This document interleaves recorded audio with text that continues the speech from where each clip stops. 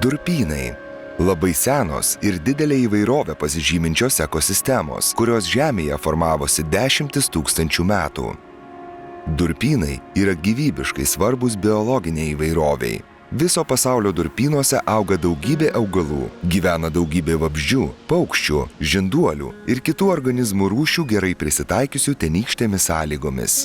Jie taip pat teikia mums ekologinę naudą. Pavyzdžiui, sumažina potvynių pavojų, reguliuoja vandens srautus ir filtruoja taršą. Durpynai taip pat naudojami poilsiui, gamtos tyrinėjimams ir maisto paieškai. Galiausiai, durpynai atlieka svarbų pasaulio klimato reguliavimo vaidmenį.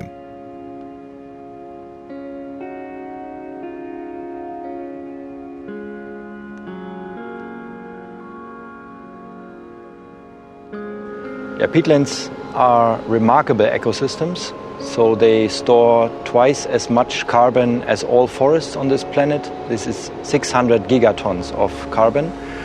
But 10%, roughly 10% globally of the peatlands have been drained and have been disturbed and have been losing their function to sequester carbon. But then also the carbon is released to the atmosphere again. So we face a situation nowadays where, especially in Europe and some other countries, especially Eastern Europe and also Southeast Asia, have enormous emissions from degraded peatlands. Žmonės nualino daugelį nepaliestų durpynų, juos nusausindami ir išgaudami durpes. Durpynų biologinė įvairovė ir ekosisteminiai privalumai yra sunaikinti. Durpynai sausinami miškų ūkiui, iškasami, paverčiami gamyklomis ir pasėliais. Jie tapo šiltnamio efektą sukeliančių dujų, azoto oksido arba CO2 šaltiniu. Tos dujos išsiskiria dėl bakterijų skaidančių durpes, kai šios gauna deguonies. Kitas šiltnamio efektą sukeliančių dujų išmetimo šaltinis yra durpių gaisrai, ypač niokojantis ir intensyvūs nusausintuose durpynuose. Nualinti durpynai išskiria maždaug 25% bendro naudojant žemę išskiriamo CO2 kiekio ir apie 6% visų dėl žmonių veiklos išskiriamų šiltnamio efektą sukeliančių dujų, kurios prisideda prie klimato kaitos. The aim of the global community is to reduce those emissions, and this is actually the idea of LIFE Peat Restore, and where we started to bring together international partners, because we think we need to reverse this development and need to restore each and every square centimeter of peatlands within the next decade.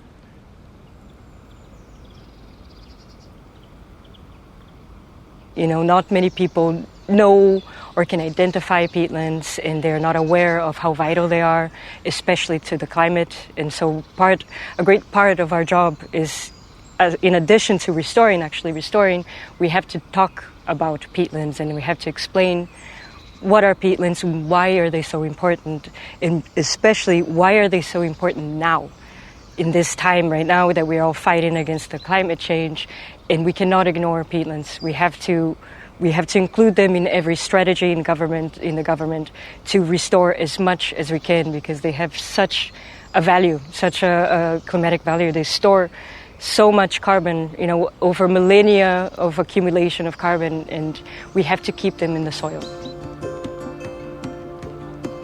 NABU, pagrindinis projekto Peat Restore partneris iš Vokietijos, subūrė tarptautinį partnerių konsorciumą, atstovaujantį Estiją, Lietuvą, Latviją, Lenkiją ir Vokietiją. Visi partneriai turi patirties durpynų atkūrimo srityje, tačiau šio projekto tikslas buvo kilstelėti atkuriamąją veiklą į kitą lygmenį, konkrečiai sprendžiant anglies dioksido išskyrimo mažinimo problemas, atkuriant nualintus durpynus. Per daugiau nei 5 metus 5 projekto partneriai 11 projekto vietovių dėjo savo pastangas atkuriant virš 5000 hektarų durpynų.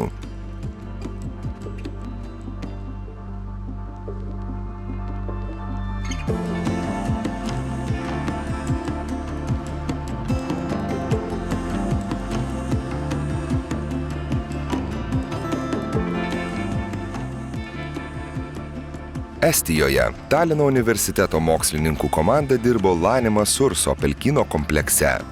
Pelkyne anksčiau buvo beveik 3400 hektarų sveikų nepaliestų raistų, aukštapelkių miškų, pelkių ir vakarinės taigos buveinių.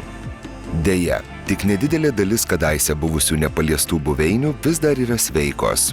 Įvairių dydžių melioraciniai grioviai ir toliau sausina durpyną. Didžioji jo dalis apaugusi medžiais ir mišku bei praradusi jam būdingą augmeniją. Kad išvengtume šių neigiamų poveikių, turime vykdyti kompleksinius atkūrimo darbus.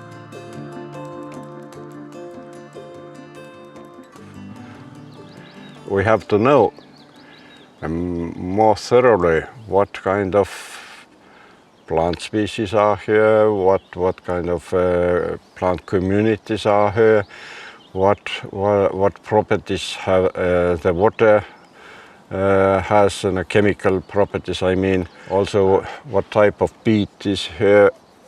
All this background information is very important.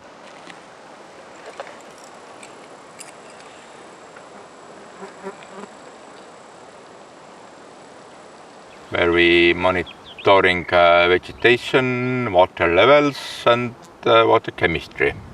We also have greenhouse gases measurement plots, and once in month the greenhouse gases measured. Galimybė įvertinti vietovių globalinio atšilimo potencialą pagal šiltnamio efektą sukeliančių dujų išmetimą ir bendrą anglies dioksido balansą nualintuose durpynuose padeda nusistatyti atkūrimo prioritetus. Naudinga žinoti, kuriuose srityse išmetama daugiausiai teršalų ir kur atkūrimo veikla turėtų būti kryptinga atsižvelgiant į klimatą. Tam Peat Restore projekto tyrėjai naudoja vadinamąjį GEST metodą, kurį sukūrė Meyer Research Group Greifsvalde, Vokietijoje. GEST is basically a method that if we know that this kind of plants have certain greenhouse gas emissions, then if we know which plants are here, how much is the water table and peat conditions, then we can predict for the whole area without doing this kind of laborious measurements in here.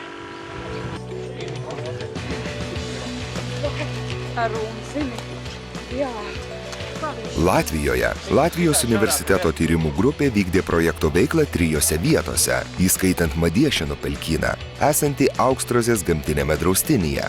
Tai didžiulis guburių, baseinų, ežerų ir drėgnų įdubų labirintas, sudarantis nuostabią mozaiką. Deja, siekiant padidinti miškų ūkio plotą, šiaurinė Madiešino pelkyno dalis buvo nusausinta grioviais. Šiai teritorijai atstatyti, specialistų komanda panaudojo nemenką durpynų tyrimų ir atkūrimo patirtį. Tas ir pietiekoši degradēts, kad aizsargāja vienalga, ka nenāk. Tas ir vienkārši.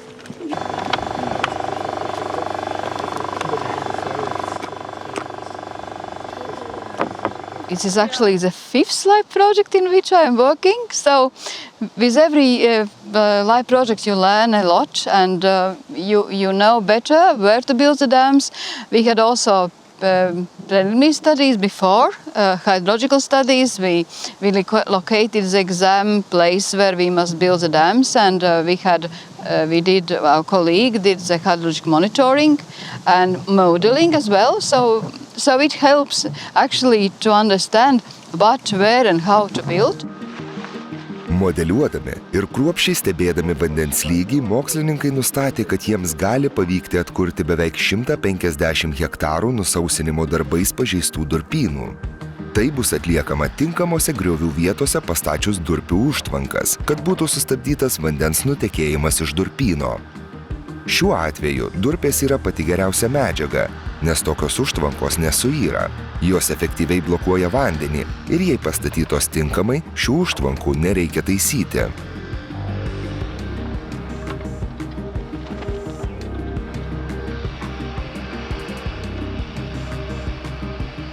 Ankstesniuose pelkių atkūrimo projektuose įgyta patirtis leido komandai numatyti, kaip geriausiai atlikti šiuos atkūrimo darbus, pavyzdžiui naudojant lengvąją techniką.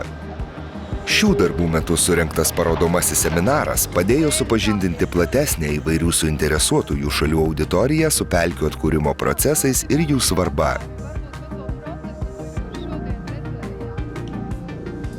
We really see the change because the degraded part in Augstroze, for example, it has become wet, very much wetter than it was ever before. And we see that Kaluna is dying off. So there's a change of communities, and it also we see that instead of Kaluna, sphagnum species are coming in. And not only sphagnum species, but also cloudberry, Rubus hemorrhus, together with such very nice clumps of sphagnums, are coming in as well.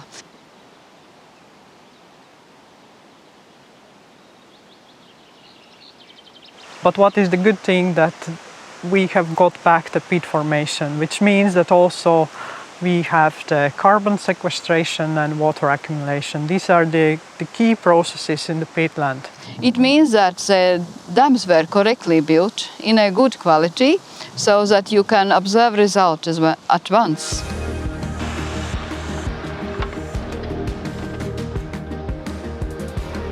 Lietuvoje Lietuvos gamtos fondo komanda dirbo 4 projekto vietose, spręsdama durpių atkūrimo problemas kilusias po durpių malimo darbų. Tai apėmė tiek hidrologinio vietovių režimo gerinimą didinant vandens lygį, tiek kai kurių naujų technologijų pritaikymą.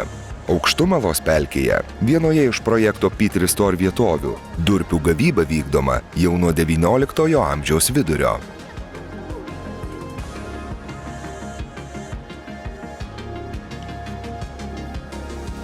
Peat extraction in this place was finished some 10 or more years ago, and this is one of the few places in an entire Aukštumala peatland where peat is excavated to the so-called technological end. So we have some like half meter left, and this area, which is 10 hectare size, is eligible, so to say, for restoration activities. So that's why we are doing a restoration here, and we are using Canadian methodology by planting sphagnum and covering them with the straw. We brought sphagnum from donor sites, which are a few kilometers away from here, from another place which will be excavated in Aukštumala peatland. So we saved sphagnum actually by bringing them here. Durpių malimas yra populiariausias nuo 20-ojo amžiaus vidurio naudojamas gavybos būdas. Jis apima seklų, bet labai didelio masto nusausinimą. Po to durpynas tampa visiškai sausa nederlinga dykyne. Jei nebus imtasi jokių priemonių, kaip tik taip jis ir atrodys. Galbūt dar bus apaugęs nendrėmis ar kitomis žolėmis. Ir toliau į atmosferą skleis šiltnamio efektą sukeliančias dujas. Siekiant to išvengti, būtina atkurti nusausintų vietovių vandens lygį.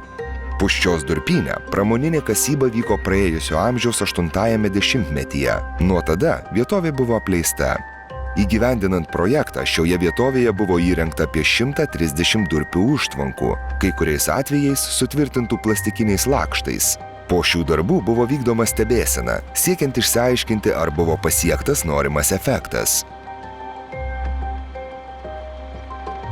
We are measuring water level here for 4 years already, since the beginning of the project. And what we noticed that after the implementation of this of nature management actions of restoration, we have significantly increased the water level here, at least by 20-30 centimeters, which satisfies us a lot. Daugelį metų pagrindinis tokių vietovių panaudojimo būdas buvo atvirų vandens tvenkinių kūrimas iškastuose durpių karjeruose. Kartais šios vietovės puikiai tinka migruojantiems bei vietoje perintiems paukščiams ir yra naudingos kitiems laukiniams gyvūnams. Bet jei tokio tvenkinio dugne vis dar yra likusių durpių sluoksnis, jis tampa metano emisijos šaltiniu. Metano globalinio atšilimo potencialas yra bent 20 kartų didesnis nei anglies dioksido, CO2. Jis daug greičiau sugeria šilumą. Nors jis neišsilaiko atmosferoje taip ilgai kaip CO2, metanas vis tiek yra vienos žalingiausių šiltnamio efektą sukeliančių dujų. Sveikas durpynas dažniausiai yra anglies dioksido telkinys, nes jame yra ne tik išskiriamas metanas, bet ir kaupiamas anglies dioksidas. Tačiau jei durpės nesusiformuoja, lieka tik emisijos.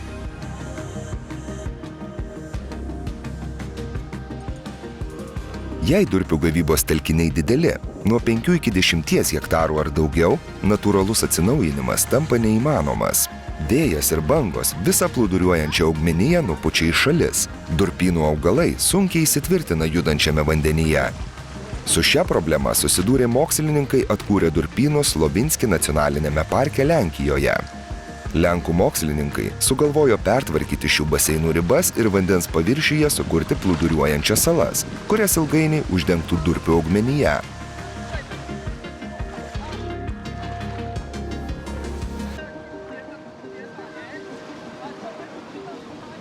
This activity is first to create places for the vegetation.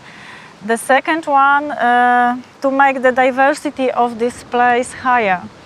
And the third one is to share the large water surface on the smaller pieces, because when in that way we can lower the impact of the waves and wind on the water surface.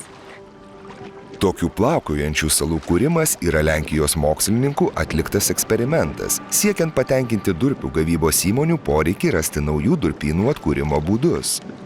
Tyrėjai išbandė įvairius plaustų kūrimo būdus ir jų plūduriavimo savybės. Suradę geriausią būdą, jie pagamino beveik 100 plūduriuojančių plaustų ir padengė jais vieną didžiulio vandens telkinio dalį. So the basic idea is that the wooden island will survive for this long, that the vegetation that will be planted this year will finally overgrown all the surface of the island, and then will also encroach on the surface of the water and create a floating mat of the vegetation. And through years will pass, the vegetation will also grow and grow on the larger area. The vegetation will also grow the same way from the shore side, and hopefully we will see, or our children will see, then those two floating mats will meet one day, and then the whole area will be covered with this vegetation. Vokietijoje Nabu grupė dirbo Biesenhaler-Becker regione, kur siekė atkurti hidrologinės sąlygas 3 skirtingose vietovėse. Viena iš vietovių – miškingas pelkinis durpynas prie Helsė ežero. Senovinės įlankos apaugusios per terestrializaciją. Upelis Pliocenziflys, jungiantis Pliocenzį ir Helsį ežerus, buvo ištiesintas maždaug prieš 80 ar 100 metų, todėl aplinkinė teritorija buvo nusausinta.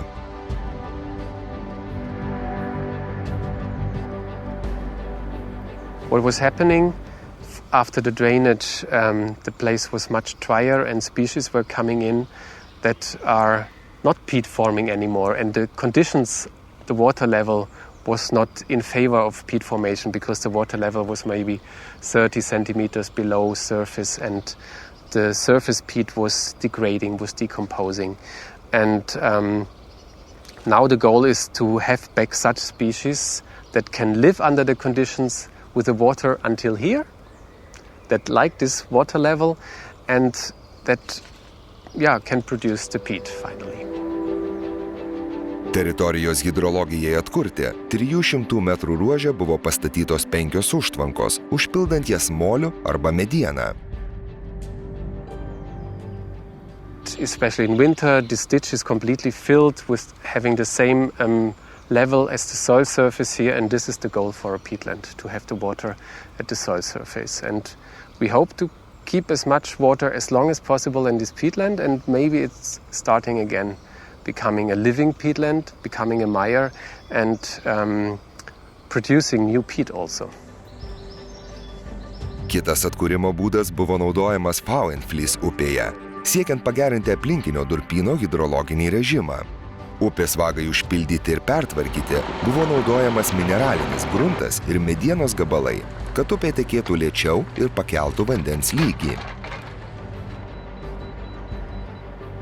What I see already that the water table rise. This is the first goal.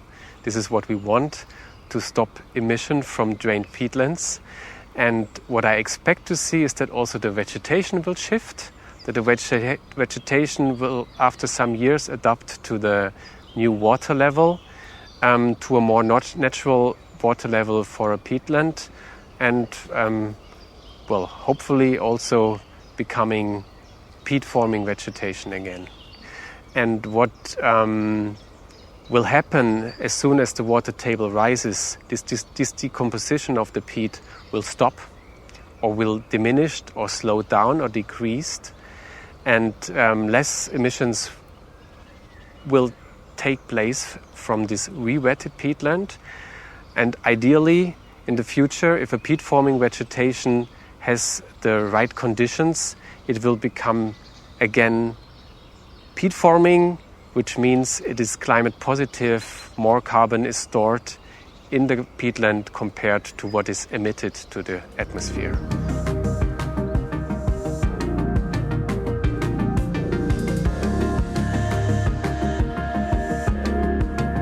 So, of course, there's no one solution that applies to everything, and it has to work on every level, from local to international. But I think the main message is restore. Restore, restore, at a much greater scale than we have right now. The Paris Agreement clearly tells us that we should avoid a situation where by end of the century we have more than 1.5 degrees Celsius increase. So what we need to do is until 2030 to restore all the peatlands which have been degraded and being destroyed in the past. And this is an enormous effort which we have to do as a society in the next years. Tūkstančius metų durpynai atliko neįtikėtinai svarbų klimato reguliavimo vaidmenį ir teikia įvairiapusę naudą ekosistemoms. Mūsų užduotis šiandien yra atkurti kuo daugiau durpynų, kad šiuo gamtos paveldu galėtų pasinaudoti ateities kartos.